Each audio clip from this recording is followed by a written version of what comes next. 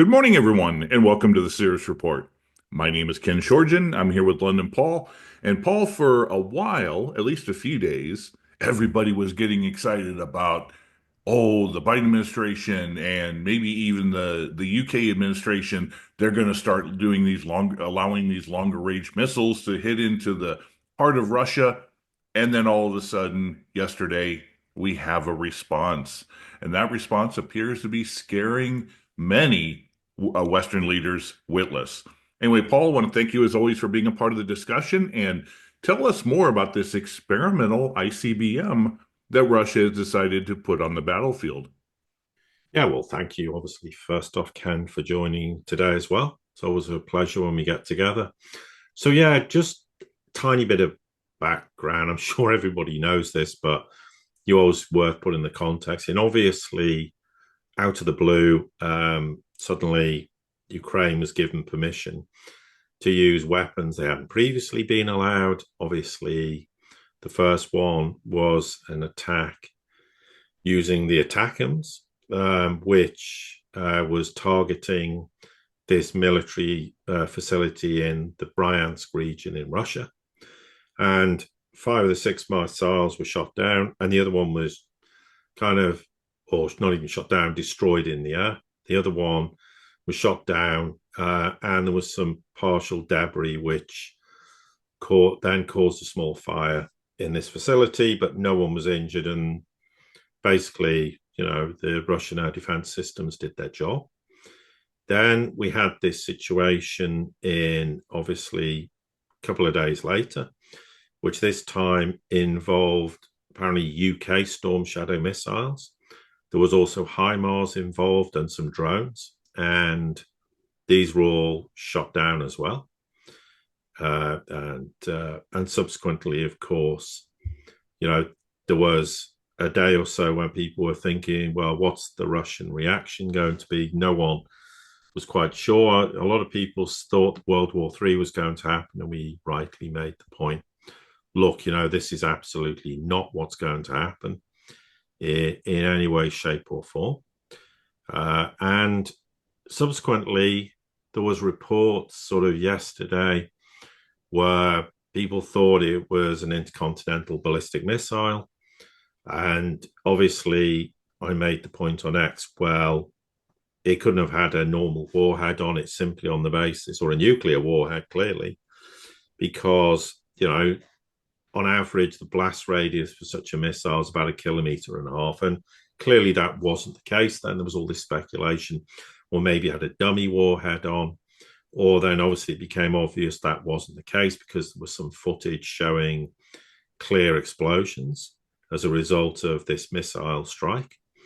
And therefore, nobody quite knew what was going on. A lot of people were postulating, in a reasonable sense of the word, what this missile might be. And then turned out it was an entirely new missile that the Russians have at some point during the course of this war, rather like other military hardware which they've produced on the fly, so to speak. This was this new intermediate range missile, or what you might term medium range ballistic missile. It didn't have any nuclear weapons on it, clearly. It was hypersonic. It travels at Mach 10, which means no Western missile defense system could even get near it. And it's called the Oreshnik MRBM, which is medium range ballistic missile, or intermediary ballistic missile. And obviously, I think in English it's translated as Hazel. And then obviously it was confirmed by the Russians that they attacked this Yuzhmash plant, which produces Neptune cruise missiles for the Ukrainian armed forces. It was completely destroyed. And the comment then came out from the Russians, well, look, we're developing these mid-range and shorter-range missiles. Why? Because it's in response to US plans to produce and deploy mid-range or shorter-range missiles in Europe, which they've threatened to do so in the Asia Pacific. And of course, this came on the back of the fact that Trump walked away in 2019 from the INF Treaty. Of course, Russia was a signatory to the INF Treaty, which prohibited, note, intermediate range missiles.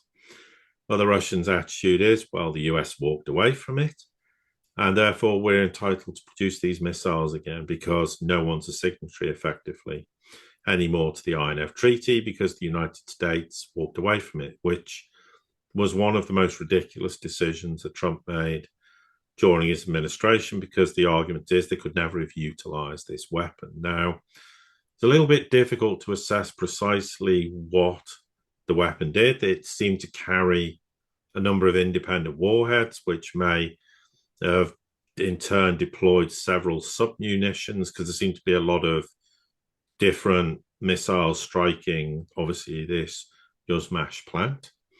But it's, as I say, it's not absolutely clear. And then, of course, Putin appeared on Russian television and first off said, look, probably out of courtesy, because clearly there was some evidence in that someone was expecting something. A lot of embassies were closing in Kiev.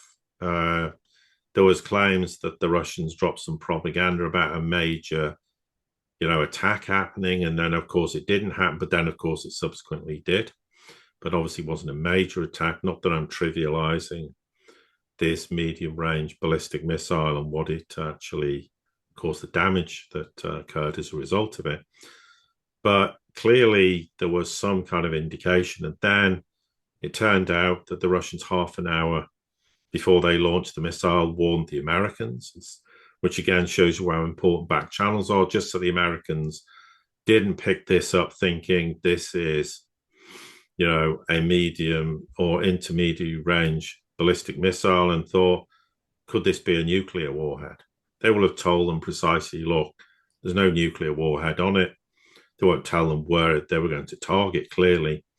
I no doubt that the Americans would have immediately told the Ukrainians, but there's nothing they can do, because A, they can't intercept it anyway, and B, they wouldn't have a clue what the intended target is. But I'm pleased, amongst everything that's going on, that at least the Russians had the foresight to warn the Americans, because it could have been interpreted as having a nuclear warhead on it, quite clearly.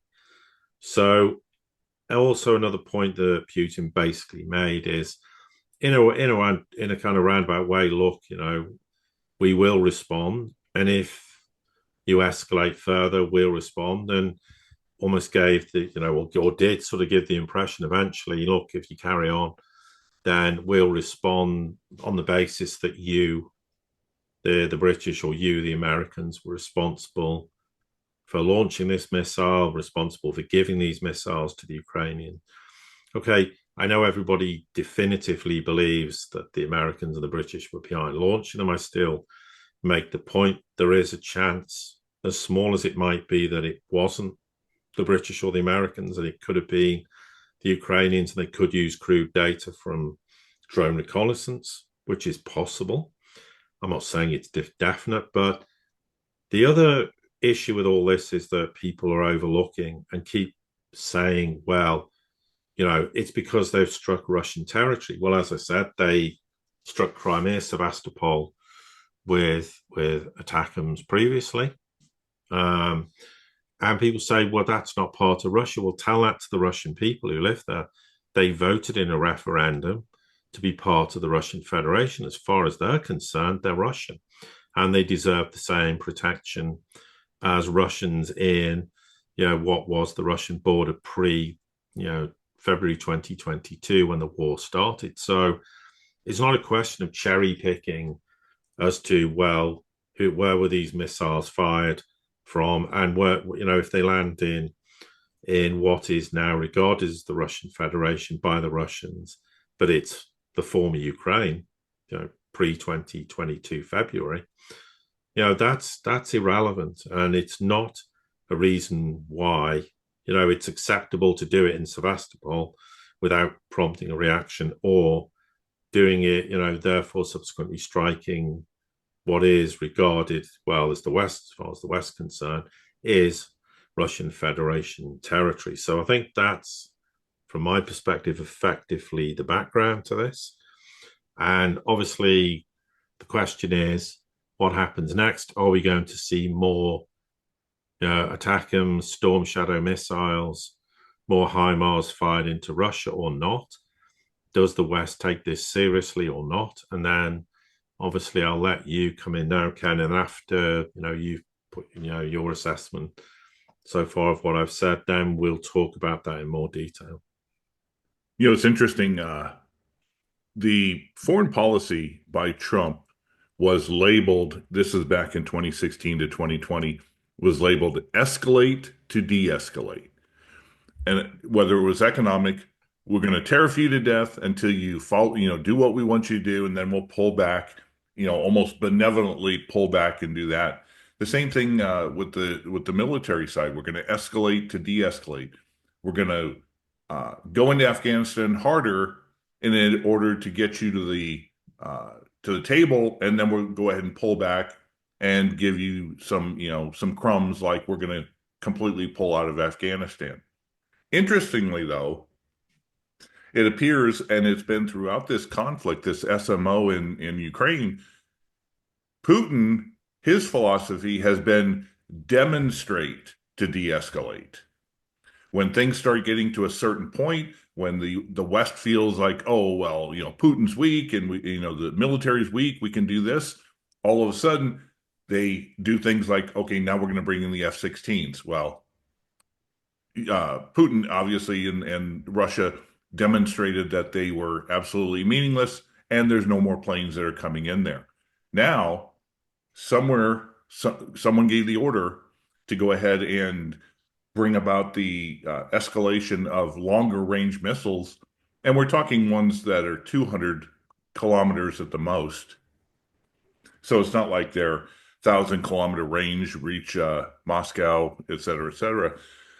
But the reality is now, after they were pretty much summarily defended, now comes this new weapon onto the battlefield. And instead of really attacking something of significance or a city or creating collateral damage, it's more of a demonstration.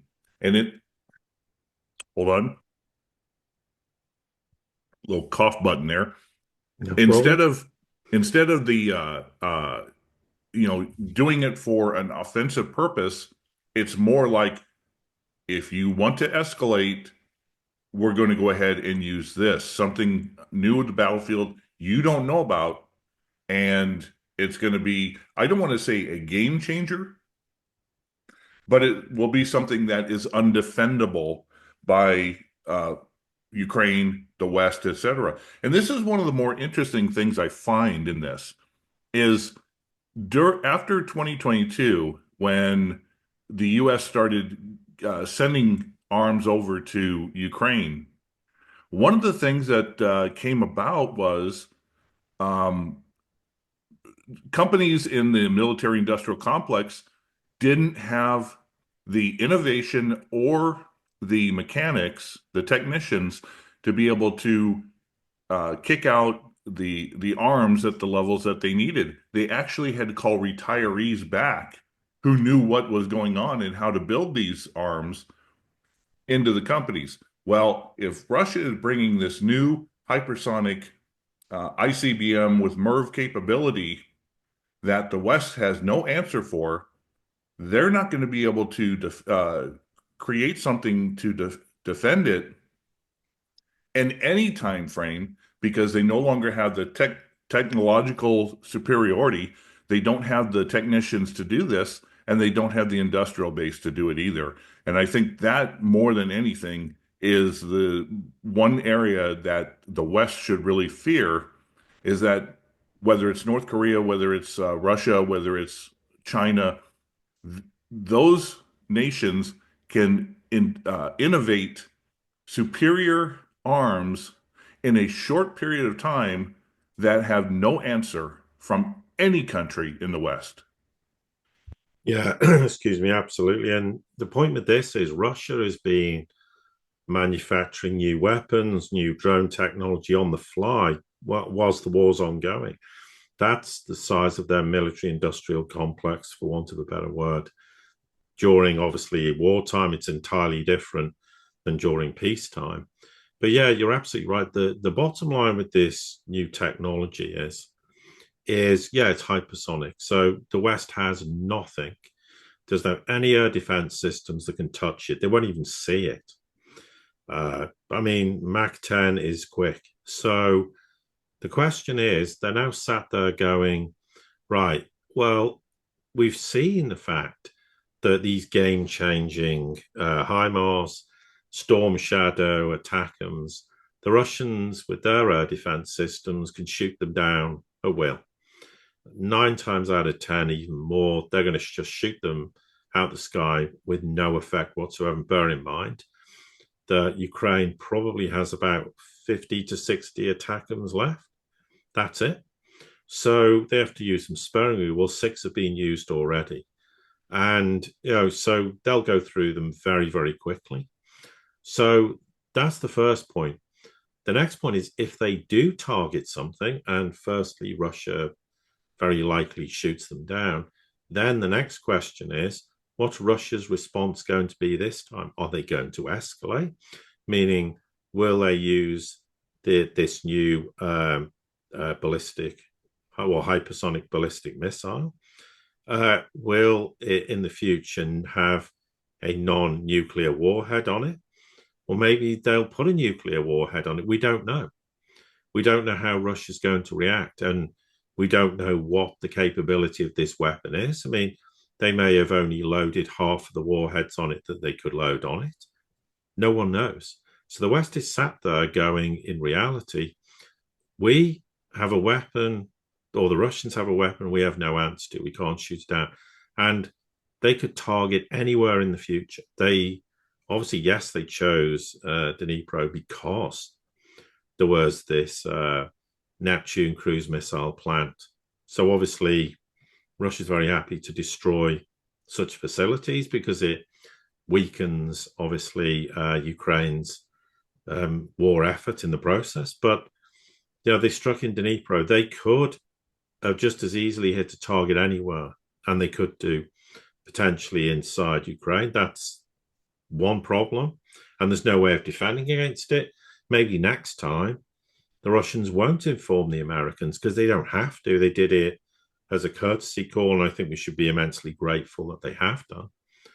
But they don't have to. So there's all these thoughts playing out in the minds of the cooler heads, particularly in the Pentagon. Now, obviously, you're going to hear a lot of rhetoric in the media with the West going, well, this isn't a game changer. It doesn't mean that Russia's now got the upper hand. And they honestly, some of them believe, well, they didn't use a nuclear warhead, so they're not serious. I mean, as though they should be at all entertaining the idea that Russia would do that, or goading Russia into doing it. It's absolutely insane. But for all the hot air rhetoric on the outside, beneath it all, there are military, there are governments, there are government officials, government advisors all over the West terrified and absolutely panic-stricken by what's this development. They'll say one thing because they have to keep the narrative going that the war continues and we will give Ukraine everything they can to achieve victory, all the usual nonsense. But privately, for the reasons we've just stated, they're absolutely fearful and extremely fearful, and in some cases worse than fearful in terms of their perspective on this, because now they don't have a clue what Russia might do next. The question, therefore, is who's going to authorize striking another target inside Russia in the future? And what degree of confidence do they have that Russia will respond in the same way and target some other facility using the same weapon with the same warheads attached to it? Or is Russia going to change their mind and do something far more catastrophic? And bearing in mind, they've warned the West. And I think this is probably a bit of an element of bluff because I genuinely don't think on this basis Putin's going to start World War III because of these ATACMS and Storm Shadow missile failed strikes. But they don't know. And people in the West will again say one thing publicly, but privately they'll sit there going, well, is he serious? Could he strike us? I mean, because they genuinely now, at least the cooler heads realize that this is a possibility. And it comes back to why the Pentagon and Langley spent so long basically saying that you cannot do this. And I always remember Austin going, well, we're not going to send them. And the reason they gave is, well, because they're pointless. They're not going to change the war. It won't make a scrap of difference in terms of who's going to win the war. It won't help Ukraine at all. But that's the public persona. Privately, they're going, we don't do this because there will be a Russian response. We don't know what that response will be. And as I said, there was clearly some mutterings going on through intelligence channel that Russia was planning something. And because why evacuate embassies and then try and pass it off as well? It was just a psyop from the Russians. Well, they did end up launching this new ballistic missile. And rightly, given the nature of what it is, they informed the Americans to say, look, it's not a nuclear warhead, but we're targeting something. It's retribution for you authorizing the use of ATACMS and the British Storm Shadow. And that's where we are today. And as ever, ignore the public statements. It's what's going on privately. And there's no doubt it has shaken people in the West because they will look at this and say, well, maybe it could be us next. Who knows what the Russians made it? Maybe they will put a nuclear warhead on it and target something in Ukraine. But they won't say it publicly because then it's a total lack of confidence. And the public persona then would be, well, Russia's won the war. We're powerless. There's nothing we can do to defend ourselves against these weapons. So they're never going to obviously admit that. But I think we'll see what happens. Obviously, we have to hope there isn't like a retaliation to that missile strike, obviously in Dnipro. But we don't know because in a separate podcast, Ken and I will discuss the whole issue of who's responsible for this missile strike and why. There's an enormous backstory to that, which is deserving of its own podcast and not to be part of this one. Absolutely. Anyway, I think that's a good point to give this to an end. Paul, as always, thank you for your insight and for being a part of this discussion. And likewise. And to everybody here at the Sirius Report community, thank you, as always, for your support. Don't forget to subscribe, like, share, comment, pass this on to anybody you think would be important. And until the next time we get together, have a great day.